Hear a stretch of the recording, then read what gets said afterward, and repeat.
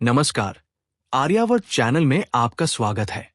मुंबई महानगरपालिका समेत कई महानगरपालिकाओं के चुनाव करीब 8 साल के अंतराल के बाद फिर से होने जा रहे हैं। संकेत मिल रहे हैं कि चुनाव दिवाली के बाद होंगे। इन चुनावों की पृष्ठभूमि में विपक्ष ने सत्तारूढ़ भारतीय जनता पार्टी पर आरोप लगाना शुरू कर दिया है और राजनीतिक जंग शुरू कर दी है। लेकिन भारतीय जनता पार्टी के नेतृत्व वाली महायुति की देवेंद्र फडणवीस की सरकार पर आरोप लगाने के लिए उनके पास कोई मुद्दा नहीं है।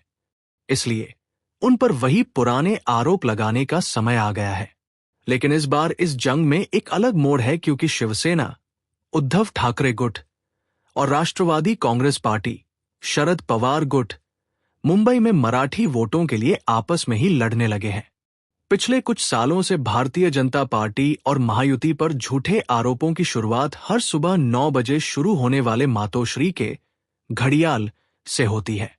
सालों से ये भोंगा एक ही धुन बजाता आ रहा है। कभी कभी वे अपने मुखपत्रों में बेबाक लेख प्रकाशित करते हैं, तो कभी मीडिया के सामने आकर भावनात्मक आरोप लगाते हैं।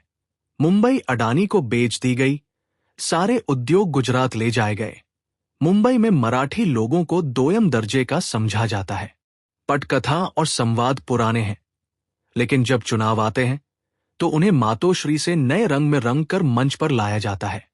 लेकिन इस बार शिवसेना, उद्धव ठाकरे का ये गुट नर्क में स्वर्ग की तलाश में इतना व्यस्त था कि ये पुराना विलाप गाने में थोड़ी देर हो गई। इस बीच उसने ये जिम्मेदारी युवा नेतृत्व को सौंपी थी, जो नाइट लाइफ से ग्रस्त थे। लेकिन इस युवा नेतृत्व की दिलचस्पी केवल धारावी में थी, इसलिए इसने केवल धारावी पुनर्विकास पर ध्यान केंद्रित किया।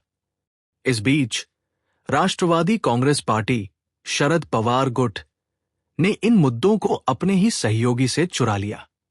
राष्ट्रवादी कांग्रेस पार्टी, शरद पवार गुट के नेता जयंत पाटिल ने हाल ही में पार्टी के बचे हुए कार्यकर्ताओं को बताया कि इन मुद्दों को झूठ झूठ कैसे उठाया जाए।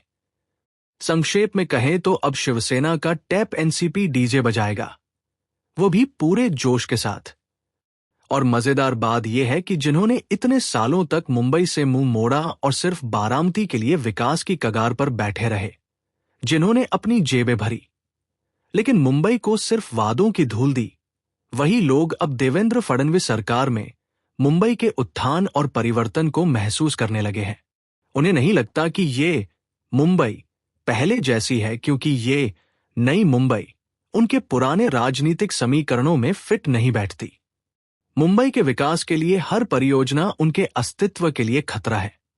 यही कारण है कि अब राष्ट्रवादी कांग्रेस पार्टी, शरद पवार ने गुजरात का बागुल बुवा, मराठी का हुंडका और बीजेपी ने सब कुछ लूट लिया के नारे लगाने शुरू कर दिए हैं।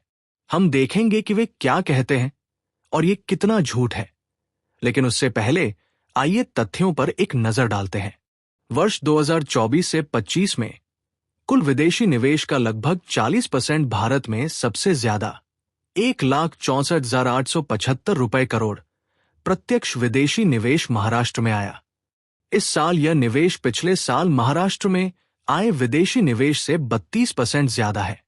इतना ही नहीं, अप्रैल से जून 2024 की तिमाही में अकेले महाराष्ट्र ने 70,795 रुपए करोड़ का प्रत्यक्ष विदेशी निवेश आकर्षित किया, जो देश में आए कुल एफडीआई का करीब 52.46% है। इसका मतलब है कि पूरे देश में हुए विदेशी निवेश का आधा हिस्सा अकेले महाराष्ट्र में आया। ये देवेंद्र फडणवीस के सर्वसमावेशी महाराष्ट्र के विकास के प्रयासों का फल है। मुंबई में हो रहे निवेश पर नजर डालें तो इंडियन स्टार्टअप फंडिंग रिपोर्ट 2024 के मुताबिक मुंबई में स्टार्टअप फंडिंग ने 2024 में रिकॉर्ड 154% सालाना ग्रोथ दर्ज की है। देश की आर्थिक राजधानी कहे जाने वाले मुंबई ने 2024 में $3.7 बिलियन, करीब 30,000 रुपए करोड़ से ज्यादा का निवेश आकर्षित किया। 2023 में $1.5 बिलियन। ये छलांग ये प्रभावशाली था कि मुंबई ने पारंपरिक स्टार्टअप राजधानी के रूप में जाने जाने वाले बेंगलुरु को भी पीछे छोड़ दिया। इसी अवधि के दौरान बेंगलुरु ने $3.5 बिलियन का निवेश दर्ज किया था। इतना ही नहीं, मुंबई ने डेटा सेंटर के क्षेत्र में भी अपनी छाप छोड़ी है, जो नए युग का इंफ्रास्ट्रक्चर पावर हाउस बन गया है। हाल ही में जारी कुशमैन एंड वेकफील्ड की global data centre market comparison report 2024 के अनुसार मुंबई ने डेटा सेंटर विकास के मामले में दुनिया में छठा स्थान हासिल किया है, जो दुनिया के अग्रणी शहरों जैसे लंदन, डबलिन, सियोल के साथ प्रतिस्पर्धा कर रहा है। एशिया प्रशांत में ये टोक्यो और शंघाई के बाद तीसरे स्थान पर है। अकेले मुंबई क्षेत्र में 2337 मेगावाट प्रस्तावित और मौजूदा क्षमता निवेश के साथ।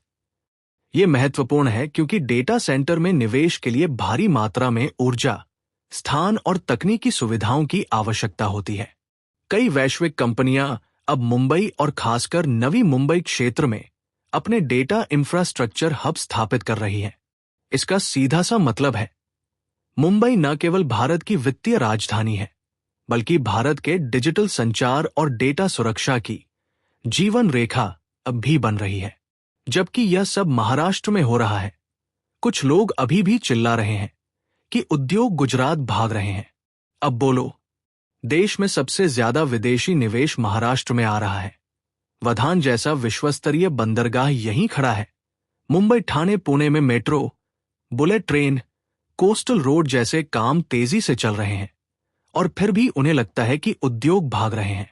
आखिर दिन के उजाले से डरने वाले चमगादड़ अंधेरे में रहते हैं, और इसीलिए अंधेरा बना रहे इसकी वो प्रार्थना करता है।